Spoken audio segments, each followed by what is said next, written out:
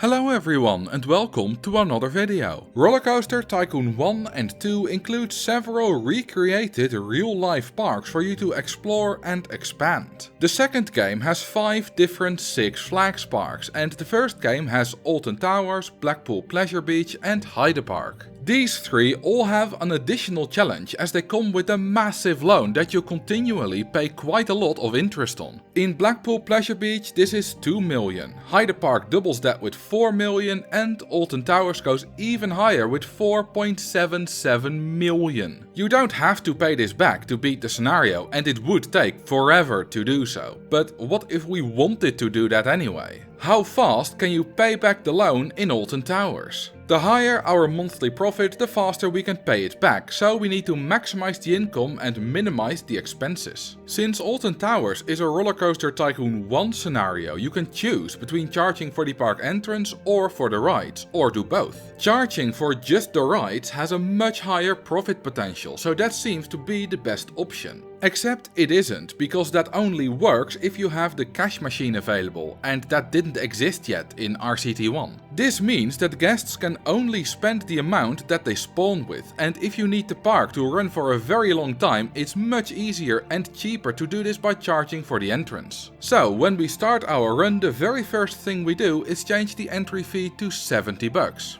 Guests can spawn with 70, 80, 90 or 100 euros in this scenario, and we want everyone to enter, so 70 is the optimal price. Next we remove all the rides and stalls in the park. The current park is not optimal in any way, so we need to delete it entirely. Since we don't need the guests to pay for any rides, they don't need to ride any either, so we're going to use a no entry sign to trap them all next to the park entrance. We're also going to build 2 stalls on that tile in order to allow the guests that spawned with more than 70 bucks to spend some of what they have left. We can afford to increase their prices quite a lot. Guests will have a lower chance of buying the item, but they will bump into the stall so frequently that they'll eventually buy it anyway. Next we need 1 boat hire with a ride ticket price of at least 30 cents, and now we can run all the ad campaigns. The reason we need to charge something for this boat hire is that otherwise the ad campaign for free ride tickets will have barely any effect. Wait, stop.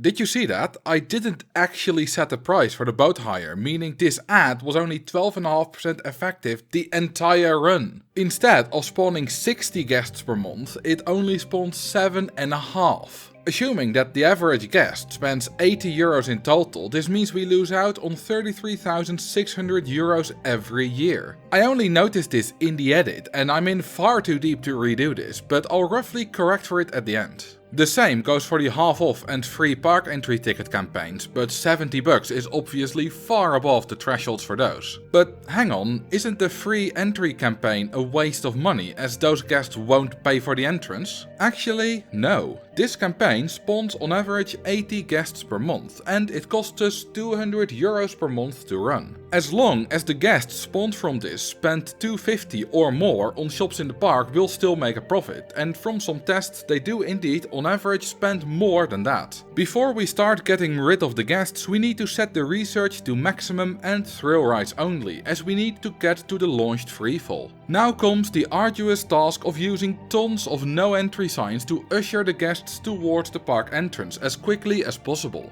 Theoretically we could pause the game and manually reposition all of them to save some time, but there are over 2,000 guests in the park and I'd very much like to keep my sanity, thank you very much. This is already quite a bit of work as there are so many paths and junctions everywhere, and guests love to keep walking in the same circle despite the fact that there are no accessible rides anywhere. When we've built enough no entry signs, it's time to build 49 more boat hires. Why? Well, in addition to the guests spawned from the constant advertising, there is also the natural guest generation. To prevent a penalty, the soft guest cap should be higher than the number of guests in the park. We're going to get quite a few guests later on, so we need a lot of rides. Each boat hire attracts 40 guests, so 50 of them will attract 2,000, which should be enough. But why are we specifically using the boat hire? We use it because it is the perfect ride for attracting guests in this particular challenge. Rides don't contribute to the soft guest cap when closed or broken down, but the boat hire cannot break down, meaning you don't need to spend money on mechanics. On top of that, the tiniest possible boat hire costs just €42 to build, and because no one will ever ride it, its stats will never get calculated, so you don't pay any ride operating costs. A death maze is cheaper and also can't break down, but its stats are instantly calculated, so eventually you'll pay more through those operating costs. The park rating is even more important for guest generation, so we'll fire all the staff we have and hire one new handyman and entertainer to keep the guests company. The handyman keeps it clean and the entertainer is enough to keep the guests fully happy, which gives us a high enough park rating. Usually, overcrowding would be a massive issue with this many guests in a tiny space, but guests only check for overcrowding when they walk onto a new tile, which they never do here as they're stuck on just one tile. We're going to need to build a lot more rides, this time for the sake of getting awards. Having a positive award active increases your natural guest generation by 25%, which provides a lot of extra income, so we need to qualify for as many as possible. This vertical drop coaster that I'm going to build 6 of makes sure that we qualify for the best coasters and the best custom built rides award. That's why I haven't built this design in advance. They need to be custom built in the park for it to count. The boat hires already qualify us for the best water rides award. Every month a random award gets selected, and if you qualify for it you will get it. With the maximum natural guest generation, a positive award will spawn 175 extra guests over its 5-month lifespan, generating over 12,000 extra cash. There are 17 different possible awards, so if we spend less than a 17th of that extra income, which is €720 per month to qualify, it's worth it. After building enough gentle rides for their award, we're moving to toilets. 20 should be enough, but we also need one for the guests to use in order to fulfill the requirement that less than 16 guests need to pee. You may notice that we don't have a drink stall for the guests. For some reason, even if the drinks were entirely free, guests left quicker and spent less when I added one, so I left it out. I will build a few inaccessible ones, in addition to many more food stalls to qualify for the best food award and disqualify from the worst food award. It turns out that drink stalls don't actually matter for this, but they still came in very useful later on. At the end of April we have researched the launched freefall, which allows us to finally set up the proper maximum park entry fee. In order to not get a guest generation penalty, the combined maximum ticket prices of our rides should be at least the $70 that we're charging. To do this, we shall use 5 super intense launched freefalls. The problem here is that you can charge less for rides as they age, and it falls off especially dramatically when they turn 5 years old. These 5 freefalls allow for a maximum entry price of up to $150 for the first 5 years. And when those 5 years are up, we can simply replace them.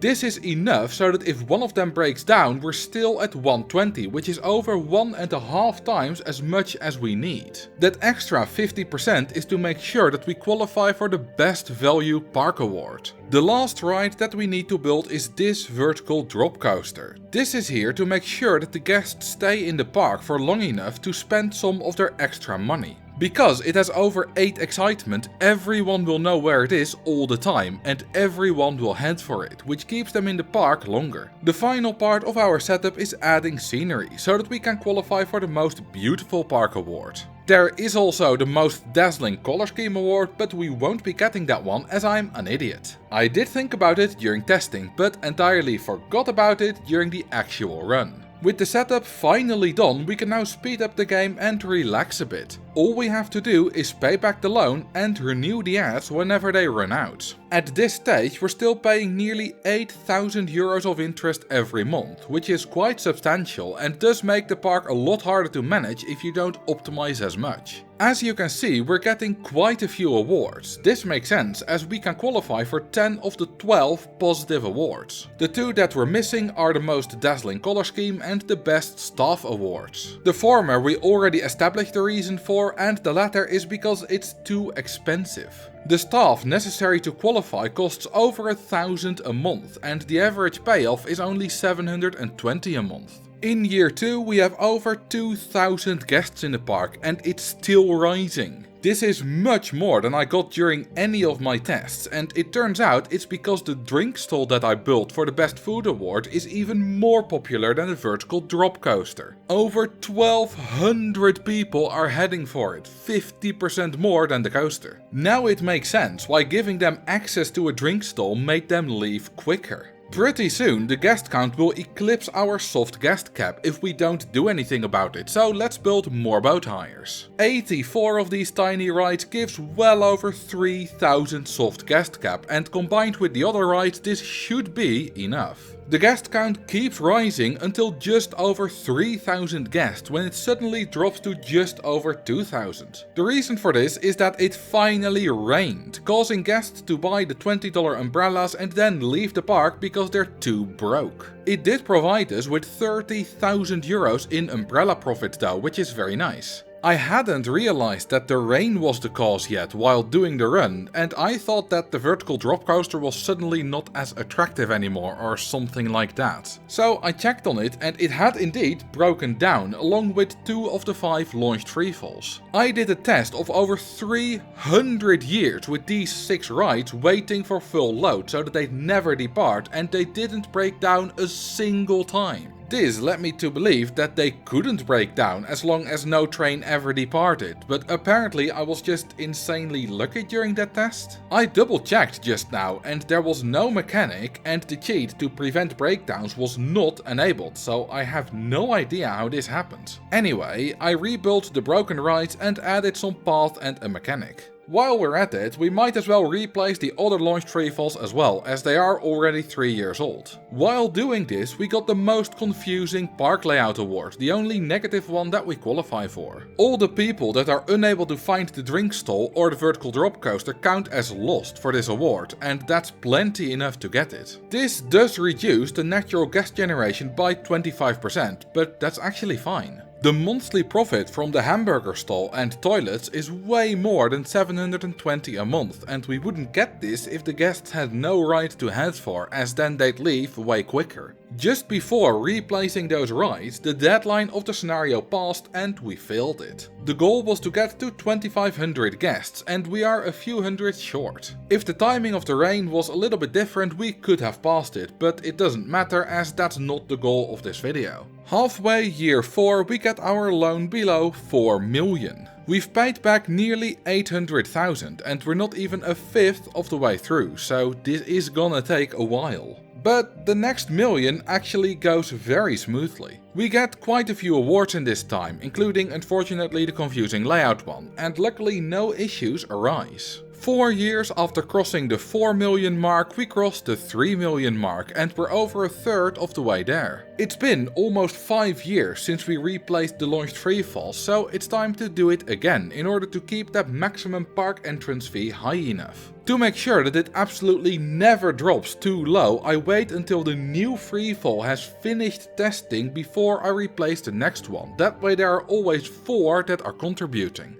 At the start of May year 10 we get the Best Park Food Award, and this will be the last award we get for a very long time. 5 months later it disappears, and it's not until another year later that we finally get another award in the form of the Most Gentle Rides Award. There are some awards that we might not always qualify for, but we do always qualify for at least 7 and probably at least 8.5 on average. This is 50% of all the possible awards, and the chance that we don't get any for 12 months in a row is just 1 in 4,096. We got lucky at other times with long streaks of 3 or even 4 active awards, so it evens out in the end, but it's still pretty crazy. Every time the ads run out, I pause the game as quickly as I can and renew them before unpausing. Because I'm doing this run at times 32 speed, this often leads to a few game seconds without any guest generation from ads, which does slow us down but also means I can complete this run in a reasonable time frame. However, in June year 12 I absolutely nailed the timing and did a frame perfect pause for the ads. Look at this, the game goes la di da di da, and on the first frame that the ads run out I have paused the game.